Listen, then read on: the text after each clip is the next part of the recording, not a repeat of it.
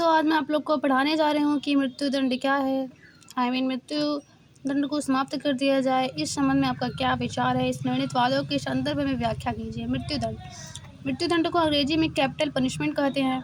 मृत्युदंड विश्व में अपराधी को दी जाने वाली सबसे बड़ी सजा होती है। भारतीय संविधान के अनुच्छेद 72 में राष्ट्रपति को क्षमादान की शक्ति दी गई है, जिसके तहत राष्ट्रपति को कुछ परिस्थितियों में मृत्युदंड पर रोक लगाने का अधिकार दिया गया है।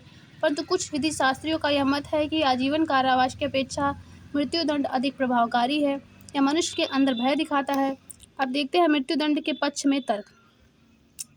प्राणदंड के पक्ष में प्रमुख तर्क निम्नलिखित है। पहला है, मृत्युदंड ही एक ऐसा तरीका है जिसके द्वारा समाज के शत्रुओं की समाप्ति संभव है और समाज की सुरक्षा बनाए रखी जा सकती है। मृत्युदंड ही सबसे अधिक निवारक तरीका है, क्योंकि हर व्यक्ति को अपनी जान ही सबसे अधिक प्यारी होती है और प्राणदंड आतंकियों के मन में भय पैदा करता है और वे अपराध की ओर नहीं जाते। यदि इसे समाप्त कर दिया गया तो डकैती व हत्याएं बढ़ जाती हैं या बढ़ जाएंगी। जिस व्यक्ति ने किसी के प्राण हर लिए हैं, उसने अपने जीने का अधिकार खो दिया है। खून का बदला खून यह प्रकृति का स्वाभाविक नियम है। जो किसी के लिए कुआं खोदता है, उनके लिए खाई अपने आप खुद जाती है।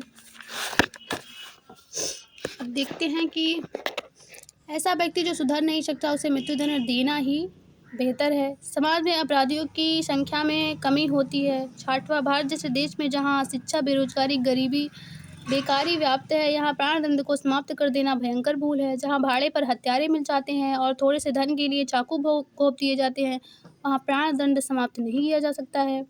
एक केस है, इसमें बचन सिंह बनाम पंजाब राज्य। इस बात में कहा यह विरल से विरलतम मामलों में ही मृत्युदंड देना चाहिए।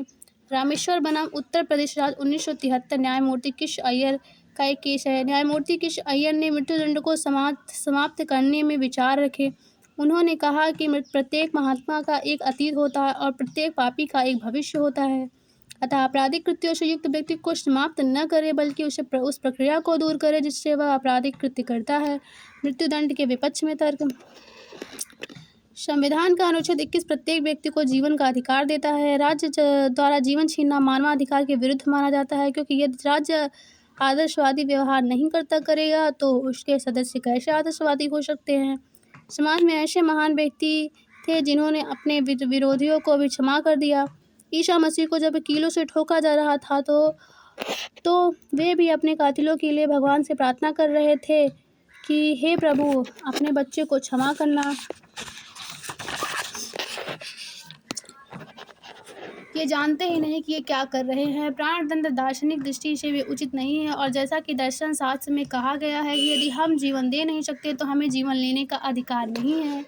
यूरोप और अमेरिका के कई देशों में मृत्युदंड को समाप्त कर दिया गया है, जो इस बात का प्रमाण है कि अपराध को अमानवीय दंड दिए बिना भी नियंत्रित किया जा सकता है। धन्यवाद।